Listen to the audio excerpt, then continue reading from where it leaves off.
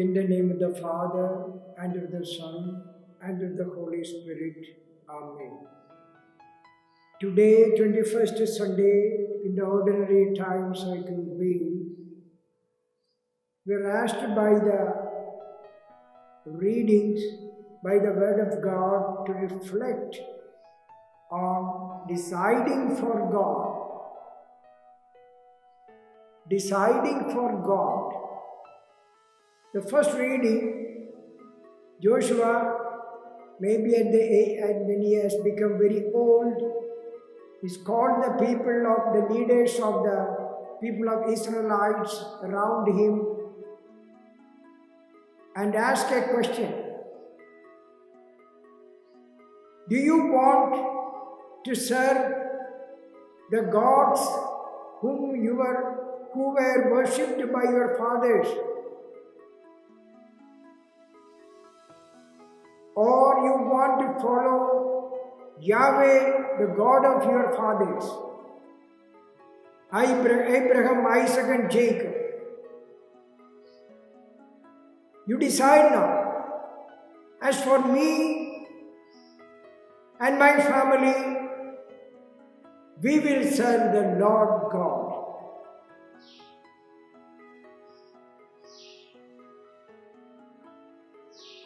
That Joshua was challenging the people of Israelites for the worship of true God. Or if you cannot do worshipping God, it is difficult for you. You are a rebellious people. You go back and worship your gods of your ancient fathers.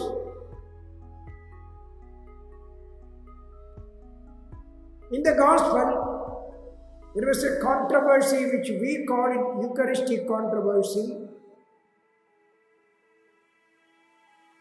People began, this is a hard saying, the saying of Jesus. To eat his own flesh, to drink his own blood, this is a hard saying. We cannot go with this man. We have gone. In that pathetic situation, Jesus is asking the disciples, do you also want to go? If you want, you go. I don't mind.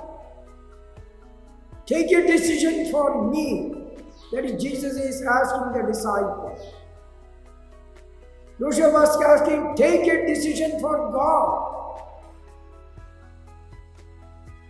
You decide for yourself and for God. That is what God is saying today. In whatever we decide, whatever we do, we should decide positively for the glory of God. And that will benefit also finally. At the end, it will benefit ourselves. It will benefit us. You decide to serve God or mammon, Jesus told us. Either serve God using mammon or serve mammon using God. Whatever be, you decide it for God.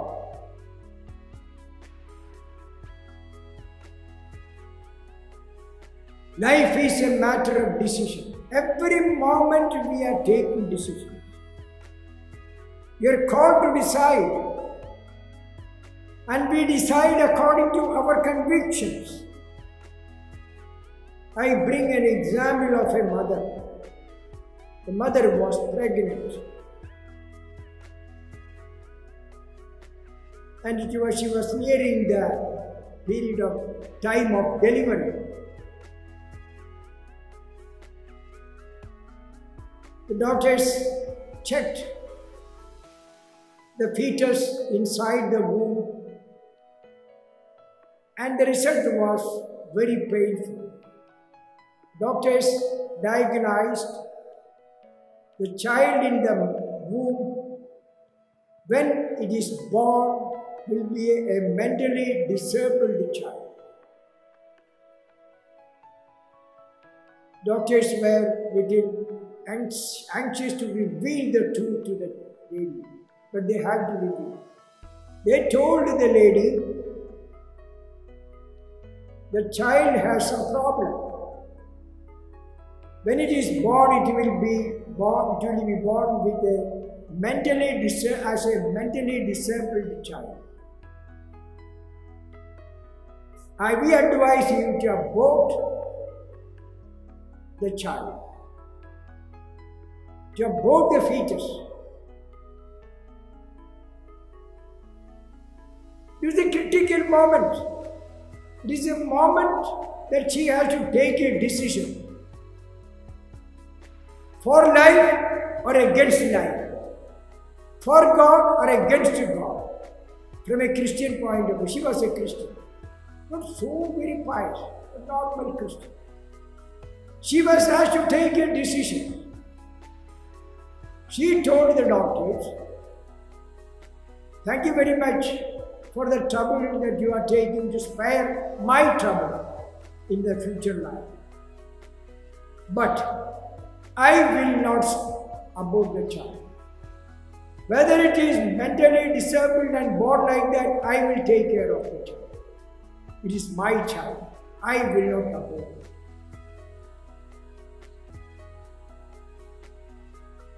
And the lady gave birth. She was a perfect child, a male child, very intelligent, a good musician, very creative, and very far-sighted person.